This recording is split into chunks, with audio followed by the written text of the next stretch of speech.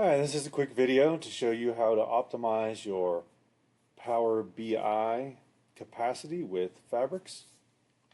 First thing you're going to do is select the company that you want to do the optimization in. We're going to use our test company. And you go to the Assets tab. And Power BI is located here down at the bottom.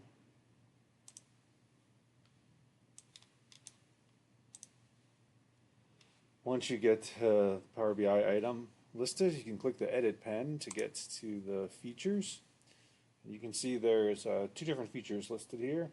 The first one is the operating schedule. So the operating schedule is kind of listed as all of the days of the week.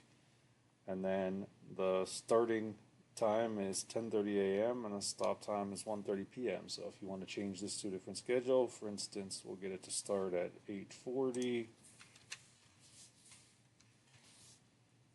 And then I'll turn it off at 1 p.m. You can either click save, or when there are more than one section, or more than what we call feature sections, you can click on the next one and it'll just ask you if you want to save those changes.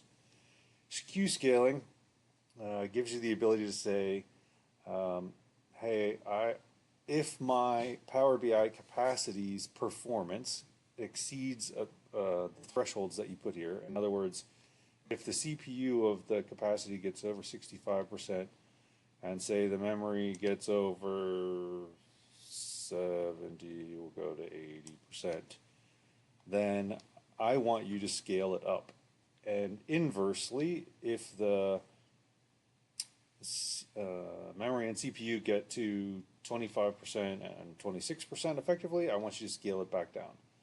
And then you can also put bumpers on that scaling so that it can't scale out of a certain range. So for instance, you could say, yes, I want to let it go the whole way down to an A1, but I'm going to let it grow up to an A4. Now inversely, if you knew that the performance was bad for one reason or another, if you got below an A2, you could set the lower bumper at that level.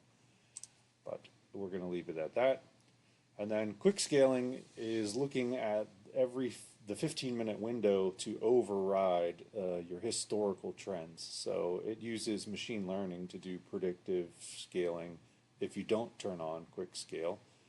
But if you use quick scale, it'll use the machine learning, but then if it happens that in the last 15 minutes the performance is outside of those bounds, it'll override with the last 15 minutes. Again, whenever you're ready and you're done, you click save. And now those changes have been saved. If we go back, you can see that here's your operating change to 8:40 a.m. And if you go to the logs now, it's 8:39. We'll wait one more minute here. But come back over here, you can also see that there's a creation section. This is information that's used for creating the bastion.